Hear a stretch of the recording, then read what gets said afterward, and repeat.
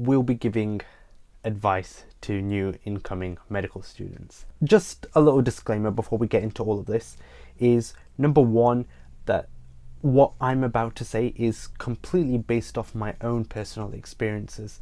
So yeah, let's begin. Let's begin with social life, because that's the first thing that you encounter when you start medical school or even university in general. The first impression that, mindset that everyone has is, I want to make friends, or I need to make friends, or I have to make friends, or so that's that group. And then there's the other group that are like, you know what, I'm not so bothered about making friends, I'm pretty chill, I'm content. And I've seen both of these school of thoughts and just mixing around in the whole entire room. What I'd say to that is that, number one, do not rush making friends. Number two, you don't need to force yourself to make friends. In the first couple of weeks, there's this concept in university, especially within the UK, of Freshers Week, which is basically where universities put on lots of different social events. The student union of that university puts on, a variety of events for you to come along with your friends. And then high street businesses also put out offers such as Domino's, Pizza Hut, etc. You can see I like pizza, but they put out offers saying, oh, eat with your friend, or this deal is for your group of friends. But when I say don't rush making friends, that does not mean to say don't put yourself out there, don't get to know people. Freshers is the time to get to know people. When I say get to know people, more so get to know their name. That's important, because that's where everyone is very, very friendly. And I'll tell you why everyone's very, very friendly at that time, because nearly everyone in the room is thinking the same thing. I want to make friends, I want to get to know people, I want to get to know who's in my year, because it's exciting. It's exciting to meet new people. And then over a period of time, what will happen is people will begin to change, and that can be in a positive way as well. Someone who was very quiet like me will suddenly become, more talkative. Things like that you will see. And that is everywhere in the world. You will see change in workplace, change in school, change in university.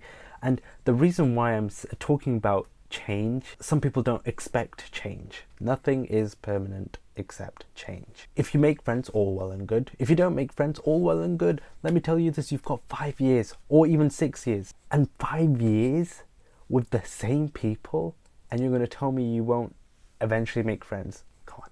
You will have plenty of opportunity to make those friends, to come across those people. So let's break this down into, first of all, what should you be doing in this very moment? I'd say don't worry too much about going over content or asking other medical students that are already there, or what content do you do? Because I asked, before starting, I was like, oh, what did you cover? Let me write it down. Let me actually cover it myself. But then realistically, I don't think you would, because one, you'll probably be very, very confused as to what's going on. Number two, the medical school knows that you're coming from A-levels or a totally different degree, and they will bring everyone up to standard.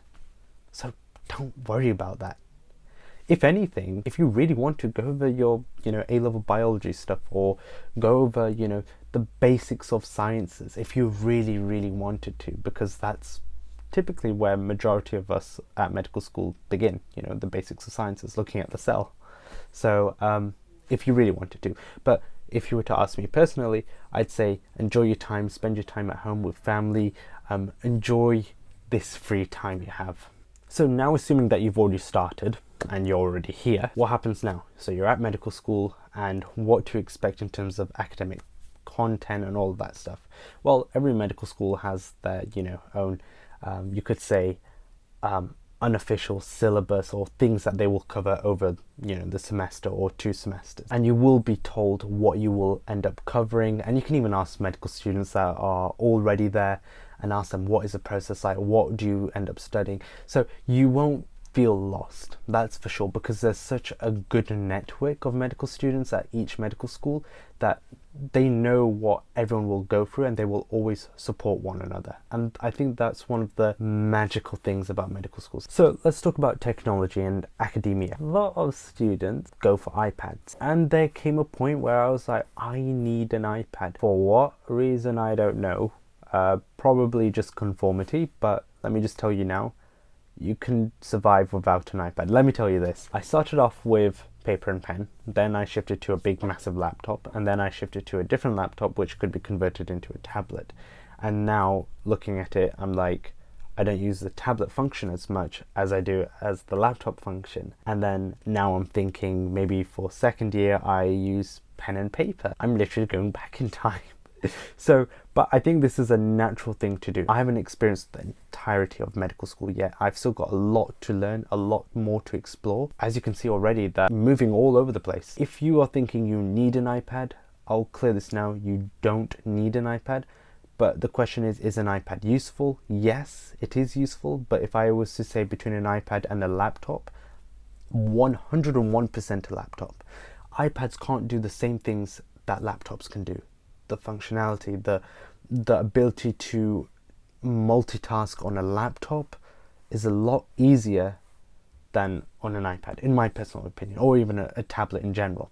So I'd say, and I say this because money doesn't grow on trees. There are hidden costs throughout medical school. And medical school is expensive. You don't realize it until you reach the end. So, which is why I'm going to say, if you were to get anything, get a laptop if you don't have one. Don't sacrifice on the quality of laptop. Get a good laptop that will last you around 5 to 6 years or even more. Let's talk about resources. When you start medical school, because there have been so many years that have already been there at medical school, you can just imagine how many resources that each year has made, and if you pile them all up, you have a lot of resources.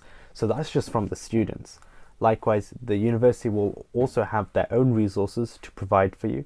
For example, at Lincoln Medical School, when we study anatomy, we get an anatomy workbook, which has quizzes, crosswords, diagrams to label. It's a really interactive workbook. So in terms of resources, hopefully you won't be lacking. And if you feel like you are lacking, which you probably won't be, you've got the internet. But speaking of the internet, one place you would probably go quite often for clarification of concepts is YouTube. If I was to rely on one YouTube channel throughout the entirety of medical school, it would be Dr. Matt and Dr. Mike. Their content is 15-minute concise videos about a certain topic that you've been spending ages on, and then suddenly they present it to you in 15 minutes and it makes beautiful sense. But once again, money doesn't grow on trees, so just be aware that you don't have to buy every resource on the market. First, rinse the ones that are free,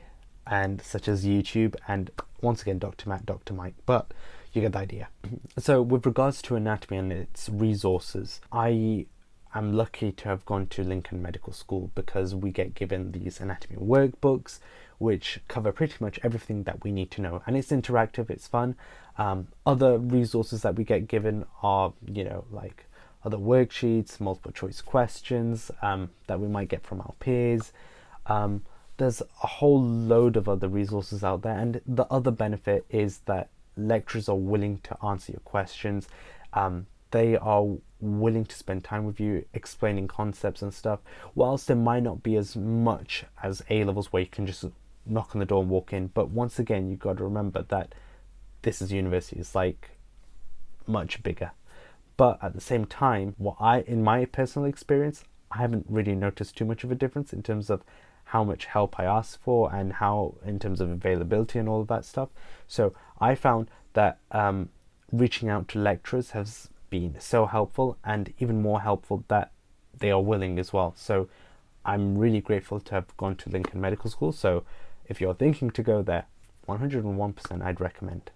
When it comes to anatomy, there is one quote I think of and it rings in my head. If you tell me, I'll forget. If you show me, I may remember. And if you involve me, I will learn. And that's to say that if you tell someone about anatomy, they'll probably forget. If you show them visually anatomy, they may remember. But if you physically do it and get involved in the anatomy, you will remember, you will learn. What am I talking about here? I'm talking about the anatomy sessions that you will have weekly or however your medical school runs. Those anatomy sessions that you get weekly are precious. They are like the golden nuggets to doing well in your exams. Making use of those anatomy sessions, you cannot go wrong. So that is my advice to you, that get involved. And this is not just applicable to anatomy, it's also applicable to other subjects within your medicine course as well, to get involved. whether that is, another quote that I'll throw at you as well, teaching is the best way of learning. If one concept does not make sense in your head, try and teach it to someone, and maybe somehow, some way, it'll just click. And when you revise to teach someone, that is different to when you revise for yourself, because for yourself you will always cut corners. Like, yeah, I know that. But when you're there to teach someone else, you're not going to cut any corners, because if they ask a question and you don't know the answer to, you're going to look so like, as if you don't know your stuff. So you will avoid that, and you will ensure that you don't cut corners, and you will ensure you understand different concepts, different angles. And so teaching is the best way of learning. And so these two quotes, don't ever forget throughout education. Make sure it sticks with you forever. So that was pretty much it, guys. So I hope you enjoyed this video. I know it was somewhat lengthy, probably took a ton load of time to edit, but anyways, I hope you liked this video. If you liked it, then give it a thumbs up, and once again, like I always say, stay happy and keep smiling. And yes, don't forget to subscribe as well. I'm really trying with this like weekly upload stuff, but comment down below what you would like to see next, or what you would like to for me to record or talk about next. But yeah, feel free to message me on Instagram as well. I want to get to know you guys. So yeah. Oh yeah, bye.